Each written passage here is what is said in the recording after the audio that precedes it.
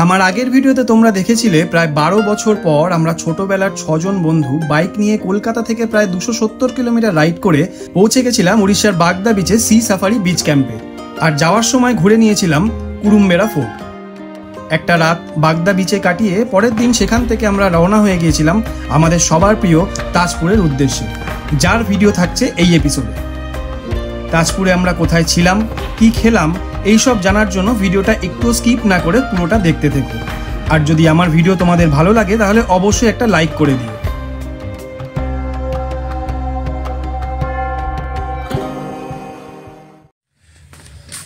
Good morning, sea safari beach camp থেকে উড়িষ্যার।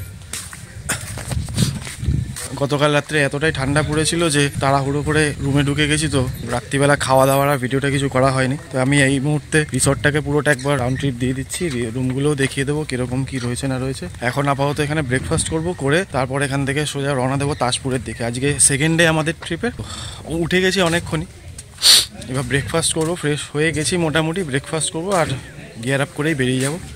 তো এটা হচ্ছে ওনাদের পুরো ডাইনিং এরিয়া, খাওয়া দাওয়াটা এখানেই করতে হয়। সব থেকে বড় ভালো জিনিস যেটা, রিসর্টটা কিন্তু মানে ম্যাক্সিমাম টেন্ট এরিয়াটা, অ্যাডভেঞ্চার যদি তোমরা করতে আসো ম্যাক্সিমাম অ্যাডভেঞ্চার পার্টটা কিন্তু এই জায়গাটাতে রয়েছে। আর এটা পুরোটা কিন্তু কাজু বন, পুরো রিসর্টটার ম্যাক্সিমাম পার্টটাই কিন্তু এই গাছগুলো কিন্তু কাজু গাছ। আর এর মধ্যেই টেন্টগুলো রয়েছে, ডোম টেন্ট রয়েছে ছোট ছোট, আর এখানে বড় অ্যাডভেঞ্চার টেন্টগুলো রয়েছে। আমি একবার ভেতর থেকে সবকিছু দেখিয়ে দিই। দাদা, এখানে তোমাদের কটা এই অ্যাডভেঞ্চার টেন্ট রয়েছে আর এখানে কজন করে থাকতে পারে? আপনার 1300 পার হেড থাকে, আচ্ছা, 4 টাইম খাওয়া দাওয়া মিলিয়ে সব। আচ্ছা, এটা হচ্ছে আপনার ডোম টেন্ট আছে। আচ্ছা, এটা আপনার 4 জনের জন্য, দুটার মাঝখানে একটা করে টয়লেট থাকে। আচ্ছা, টোটাল কটা তোমার টেন্ট রয়েছে? ডোম টেন্ট আপনার আছে 10 খানা আছে, আর অ্যাডভেঞ্চার টেন্ট আপনার 15 খানা আছে। মানে দুটো টেন্টের জন্য একটা করে কমন টয়লেট? হ্যাঁ, আচ্ছা, এই দুটো টেন্টের জন্য একটা করে ওয়েস্টার্ন টয়লেট রয়েছে।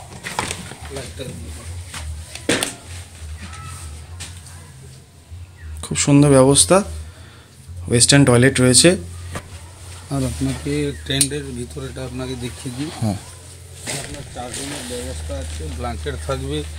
এখন ঠান্ডার শীতের কালে ফ্যান দেওয়া হয়নি, আচ্ছা, থাকবে চার্জিং পয়েন্ট, লাইট সব কিছু আছে। এখানে কিন্তু 4 জনে খুব ভালোভাবে থেকে যাওয়া যাবে। ব্ল্যাঙ্কেট আর এক্সট্রা যা লাগবে সেটা ওনারা দিয়ে দেবে। এখানে চার্জিং পয়েন্টও দেওয়া রয়েছে, ফ্যানও থাকে, আর গরমের সময় কিন্তু ফ্যানও তোমরা পেয়ে যাবে। আর সন্ধ্যেবেলা এখানটায় লাইটটায় জ্বালিয়ে খুব সুন্দর হ্যাং আউট করা যায় একটা। এই টেন্টগুলোর কিরকম কি ভাড়া রয়েছে? পার হেড 1500 টাকা করে থাকে। আচ্ছা, ইনক্লুডিং সবাই তো ফুড নিয়ে। এই টেন্টগুলো যারা ব্যবহার করবে, ওইখানে পেছনে কিন্তু কমন টয়লেট রয়েছে। ওখানেও ওয়েস্টার্ন টয়লেট আছে। আচ্ছা, মানে পুরো রিসর্টে তোমাদের যা রয়েছে পুরোটাই ওয়েস্টার্ন টয়লেট? পুরোটাই একটাও। আচ্ছা, আচ্ছা, ঠিক আছে। আর এছাড়া তোমার ওইদিকে আমরা যে কটেজগুলো, যে ঘরটাতে রয়েছে, সেগুলোর কিরকম কি ভাড়া রয়েছে? আপনার পার হেড আপনার নন এসি নিলে আপনার 1800 টাকা পড়বে, এসি নিলে 2200 টাকা করে পার হেড পড়বে, ইনক্লুডিং ফুড নিয়ে। আচ্ছা, তাহলে বুঝতেই পারছো, এসি নন এসির মানে এসিতে যদি থাকতে চাও তার অপশনও এখানে রয়েছে। আমাদের রুমের ট্যুরটা আমি তোমায় দেখিয়ে দিচ্ছি, আমাদের ঘরের কীরকম রয়েছে। আর ওই দিকের ঘরগুলোতে সবকটা ঘরই কি মানে আমাদের যেরকম ট্রিপল বেডরুম ছিল সব সেম আছে? আচ্ছা, আচ্ছা। আর এনাদের এইটা হচ্ছে গিয়ে বাম্বু হাউস। এখানেও কিন্তু ডরমেটরির মতনই অনেকটা বড় জায়গা রয়েছে, এসি নন এসি দুটোই পেয়ে যাবে। এইখানের জন্য কিরকম কি খরচা পড়ছে? এসি আছে, নন এসি সেম রেট থাকে। কেউ যদি চয়েস করে আমরা বাম্বুতে থাকবো, কেননা প্রত্যেকের আপনার 3D ঘরে থাকতে হবে। আচ্ছা, এখানকার আছে যে ক্যাম্পের ফিলটা, যে এখানকার অ্যাডভেঞ্চারের ফিলটা, আপনি বাম্বু কটেজটি খুব ভালো পাবেন। আচ্ছা, ইকো ফ্রেন্ডলি ঘর এগুলো। আচ্ছা, এটাও এসি রয়েছে, এসি নন এসি দুটো অপশানই পাবে। এইগুলোতে মোটামুটি কজন ম্যাক্সিমাম থাকতে পারে, বা তোমরা এলাও করো এখানে থাকার, মানে কতজন দেওয়া হয়? এটা কেউ যদি গ্রুপে থাকতে চান, গ্রুপের জন্য আপনার 5 জন নিয়ে দেওয়া যায়। শীতের কালে 6 জনও থাকতে পারেন। আর তার সাথে রয়েছে কিন্তু ওয়েস্টার্ন টয়লেট, যেরকমটা বলছিলাম। রিসর্টে কিন্তু প্রত্যেকটা ঘরে, আর যদি টেন্টও নেওয়া হয়, টেন্টের ক্ষেত্রেও কিন্তু সব কটা টয়লেট যেগুলো রয়েছে ওয়েস্টার্ন টয়লেট রয়েছে। আর এই হচ্ছে আমাদের রুম, রুমের অবস্থা পুরো ঘেটে রয়েছে, সেটাকে ইগনোর করো তোমরা। এখানে কিন্তু আমরা কালকে 3 জন খুব ভালো মতন শুয়েছিলাম। একটা অনেক বড় বেড রয়েছে, একটা side table, bed side table মতন রয়েছে, ফ্যান, এসির এই ঘরগুলো কিন্তু নতুন হয়েছে, তো সেই কারণে এসি এখনও ইনস্টল করা নেই। তাহলে ফ্যানের অপশান রয়েছে, একটা সুন্দর ড্রেসিং টেবিল রয়েছে, আর ওয়েস্টার্ন টয়লেট যেটা বলছিলাম প্রত্যেকটা ঘরেই। আর টেন্টেও কিন্তু যদি তোমরা থাকো তাহলে ওয়েস্টার্ন টয়লেটের সুবিধা পাবে। আমাদের 6 জনের জন্য এই একটা রুম আর এই 2টো রুম ছিল।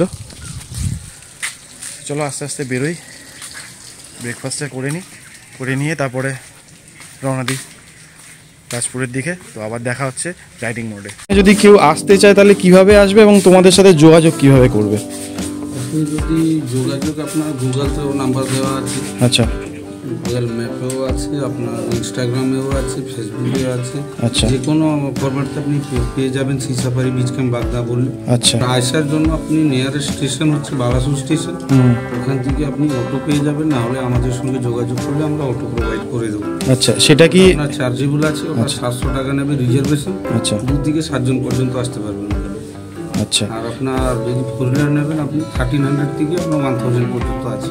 আচ্ছা, বালাসোর স্টেশন থেকে এখানে আসতে মোটামুটি কতক্ষণ টাইম লাগে?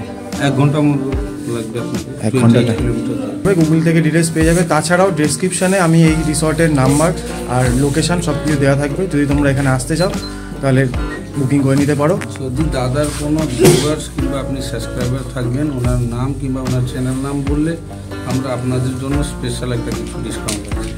ব্যাস, তাহলে আর কিছু বলার নেই। এরপরে তোমরা এসে এখানে যোগাযোগ করে নেবে, আর আমার চ্যানেলের নাম দিয়ে দাও, তাহলে তোমাদের স্পেশাল ডিসকাউন্ট থাকছে।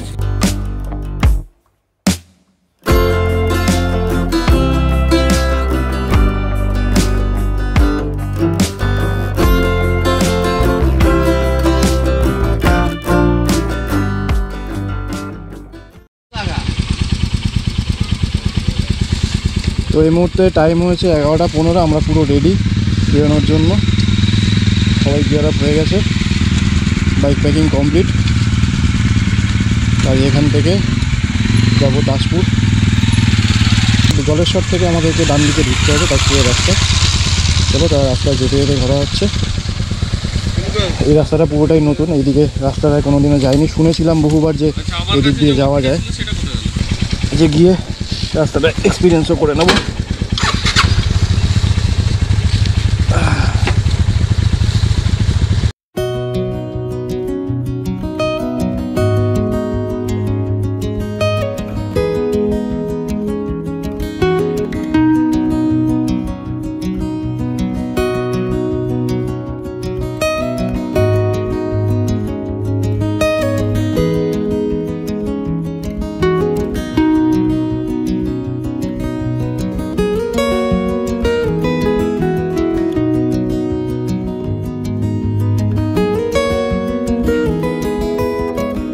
বাগদার সি সাফারি বিচ ক্যাম্প থেকে দীঘার দূরত্ব প্রায় 92 কিলোমিটার, আর সময় লাগে প্রায় 2.5 ঘন্টা মতো।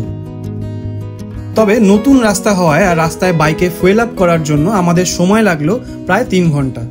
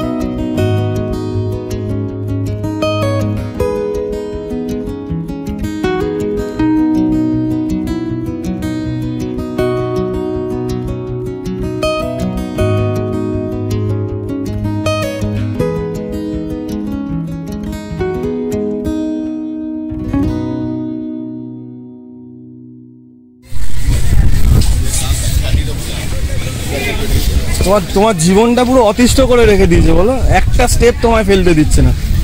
হ্যাঁ মুখে কি তোমার কি চিবাত?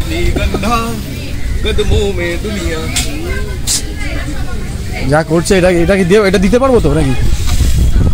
দেওয়া যাবে এটা?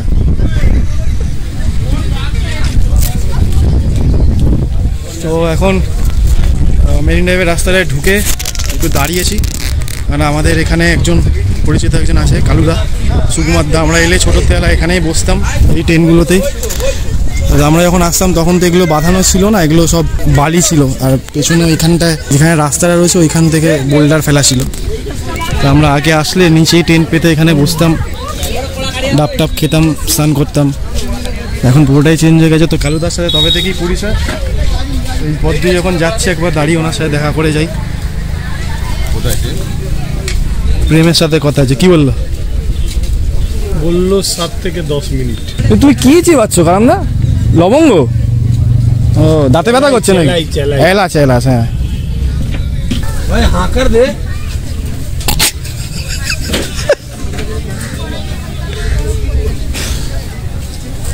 एक भी दांत तेरे को ना मतलब 60। যথারীতি মুকেশ লেট, মুকেশ নেই, আবার রাস্তায় দাঁড়িয়ে পড়েছে রিডিং করতে। তো ওর জন্যই ওয়েট করছি, ও আসুক, এলে তারপরে এখান থেকে বেরোবো।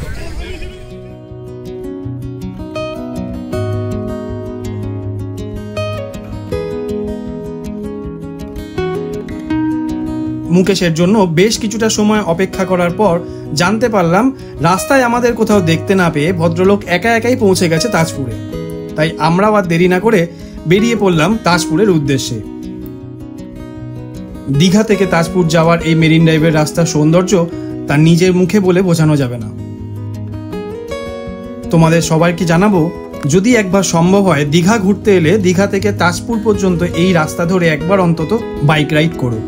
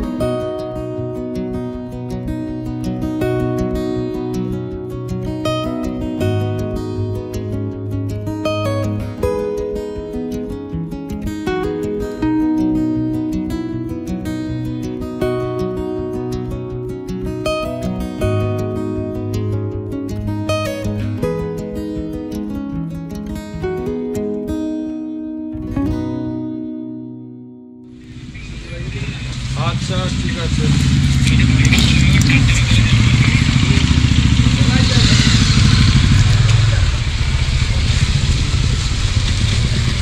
আগে রিসর্টটা দেখি, যেই জায়গাটার জন্য এখানে এলাম সেটা একবার আগে ঘুরে দেখি। এই জায়গাটা আগে যাই, তারপরে রুমে যাবো।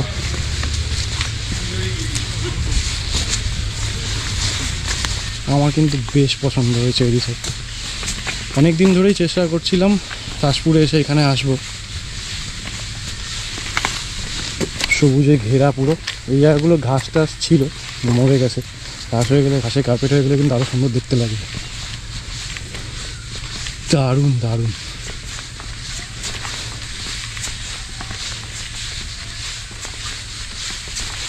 বাহ, শান্ত পরিবেশ।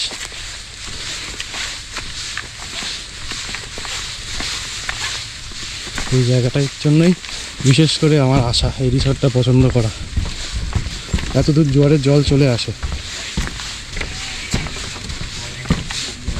সন্ধ্যেবেলা মোটামুটি এখানে বসেই সময় কেটে যাবে, আর ওইদিকে স্যাকগুলোতে যাওয়ার প্রয়োজনও পড়বে না। লাল ক্যাকড়া ঘুরে বেড়াচ্ছে এখানটায় ভর্তি। ফ্রেশ হয়ে স্নান টান করে জাস্ট বেরোলাম, 4:30 বেজে গেছে, এখনও লাঞ্চ করা হয়নি। বাকিরা সবাই মোটামুটি চলে গেছে, আমি আর মুকেশই বাকি রয়েছি। মুকেশ স্নান করছে, আমার স্নান হয়ে গেছে, ওরা গিয়ে খাবার দাবার অর্ডার করবে। রিসর্টে খাওয়ার অপশান ছিল কিন্তু আমাদের ভুল হয়ে গেছে, আমরা জানাইনি, সকালবেলা জানাতে হতো, কারণ ওনারা কিছু স্টোর করে রাখেন না, শুধু চিকেন ছিল, তো চিকেন খাওয়ার একদম ইচ্ছা নেই, ওই জন্য আমরা ডিসাইড করলাম যে বাইরে গিয়ে অন্য কিছু খাই। চলো কি লাঞ্চ করি, দেখাচ্ছি কোথায় কি লাঞ্চ করছি না করছি, আর রিসর্টের ডিটেলস সব কিছু আমি পরে দিচ্ছি। একদম জাস্ট তাজপুরের যে স্যাকগুলো রয়েছে, বিচের যে যাওয়ার যে রাস্তাটা, তার পাশেই আমাদের রিসর্টটা, 2 মিনিট ওয়াকিং ডিস্টেন্স এখান থেকে, মানে আমাদের রিসর্ট থেকে বিচের কাছে যেতে গেলে 2 মিনিট টাইম লাগবে। ওরা এখানেই রয়েছে সামনে শামসুদ্দিনদার দোকানে, সেখানে আমরা আসি তাজপুরে, আজকে থেকে না বহু বছর ধরে এখানে আসছি আমরা। বৌদি কেমন আছো? দাদা কই?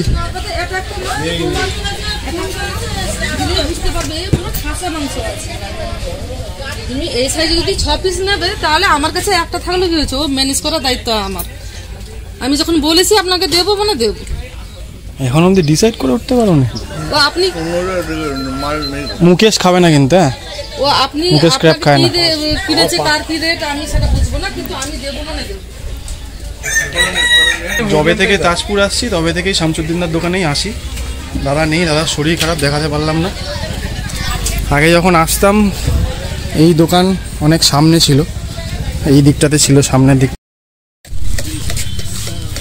দীঘার মতন কিন্তু এখানেও মানে বাচ্চারা এলেও বোর হবে না। কত করে নাও এগুলোর ভাড়া? 100 টাকায় কতক্ষণ ঘোরাবে? 3 বার ঘোরাবো। 3 বার কত দূর নিয়ে যাবে? হ্যাঁ ওই বাস পোতে আছে অত দূর?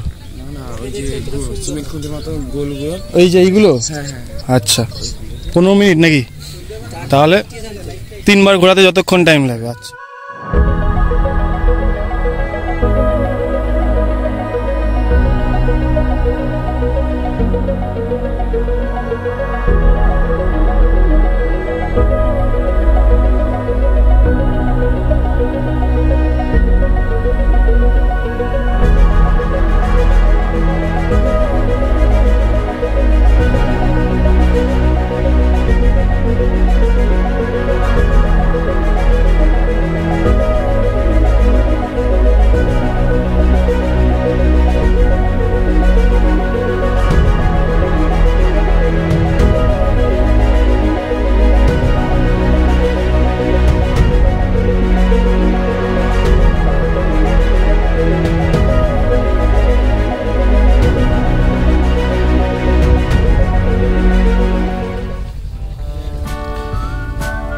তাহলে কি ওই বেটা চুপ কর, তাহলে কি ডিসাইড হলো?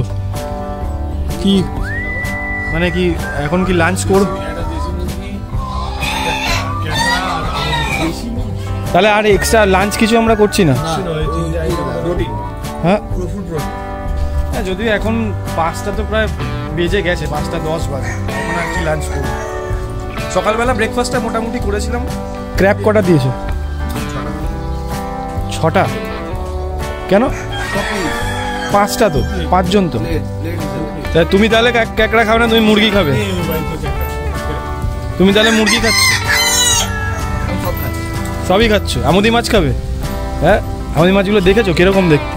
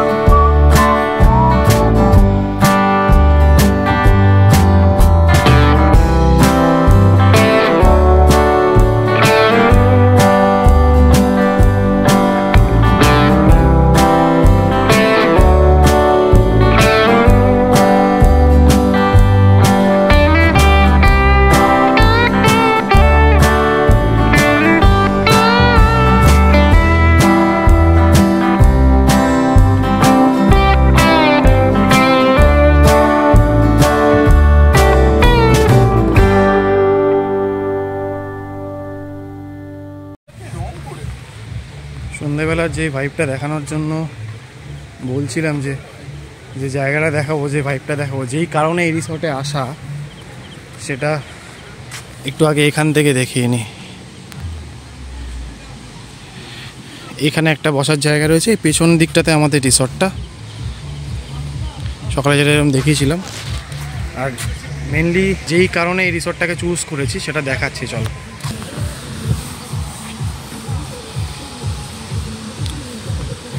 আমরা কিন্তু এখন প্রায় মোটামুটি সমুদ্রের ওপরে, কেননা খুব ভালো করে দেখলে এখান থেকে দেখতে পাবে ঢেউগুলো আসছে। আর ওই দূরে যে লাইটগুলো জ্বলছে ওটা কিন্তু মন্দারমণি।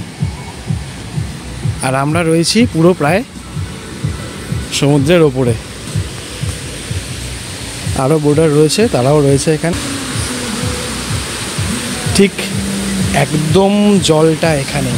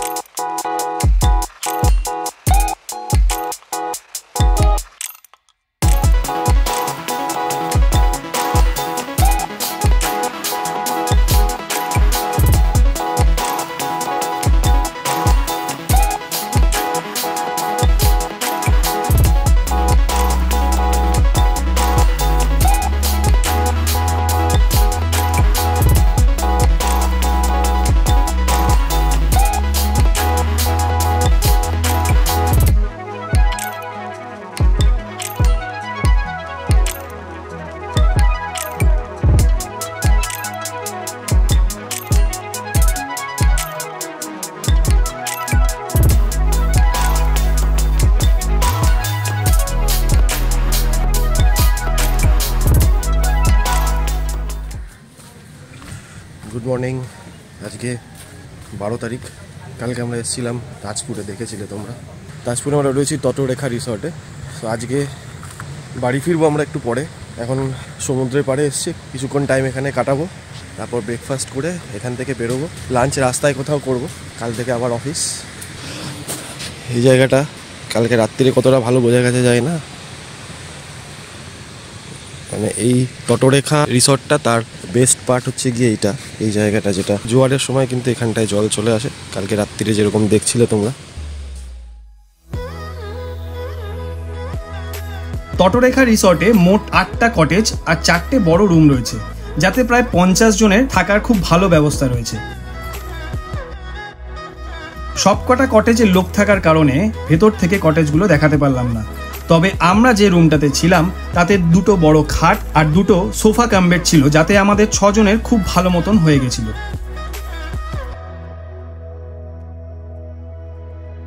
তটরেখা রিসর্টের মাথাপিছু খরচ জানার জন্য তোমরা অবশ্যই ডেসক্রিপশনে দেওয়া নাম্বারে যোগাযোগ করে নিও।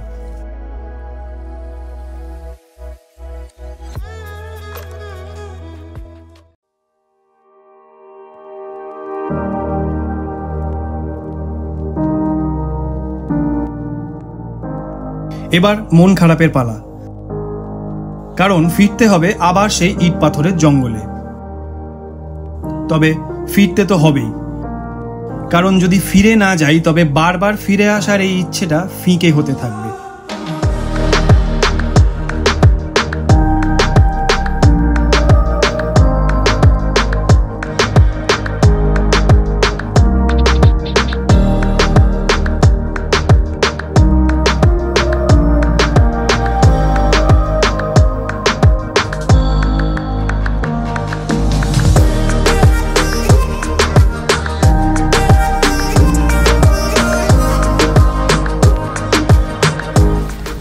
কাঠি থেকে আবার পেছন দিকে এলাম একটু। আমার একটা বন্ধু থাকে এখানে আমাদের, ওই যে বাবুচন্দ্র, ছোটোবেলার বন্ধু। আগে কোয়ার্টারেই থাকতো আমাদের ওখানে, এখন এখানে চলে এসছে সব, মানে ওদের বাড়ি এখানে। তো যাওয়ার সময় একবার ওর সাথে দেখা করে গেলাম। গতকাল রাত্রির ওর আসার কথা ছিল, আসেনি। এখন আপাতত মাঠে বসে রয়েছি, খুব ভালো লাগছে, খুব মজা করছি, খিদেও পেয়েছে। কোথায় খাবো, কখন খাবো জানি না। কারণ না মুখটা এরকম করে আছো কেন কারণ না? আমার একটা প্রবলেম হচ্ছে, কিন্তু হচ্ছে কি হচ্ছে না বুঝতে পারছি। হয়ে যাবে, পেছনে চলে যাও। না না একদম। সেদিন দুপুরের লাঞ্চটা বাবুর রিকোয়েস্টে আমরা সবাই ওর বাড়িতেই সেরেছিলাম। মোটামুটি এইদিকে এলে, উড়িষ্যা বা মেদিনীপুর এলে সব রাইডের মতনই এই রাইডটাও এখানে কোলাঘাটে এসে কমপ্লিট হলো। যদি আমার এই ভিডিওটা তোমাদের ভালো লেগে থাকে তাহলে অবশ্যই এটা লাইক করে দিও, আর যদি আমার চ্যানেলে নতুন হও তাহলে অবশ্যই চ্যানেলটাকে সাবস্ক্রাইব করে দিও। তাহলে আজ এটুখানি, আবার দেখা হচ্ছে নতুন কোনো রাস্তায় নতুন কোনো ঠিকানায়। ততদিন সবাই ভালো থেকো, সুস্থ থেকো, আর দেখতে থেকো দ্য ওল্ড স্ট্যালিয়ান্স। টাটা।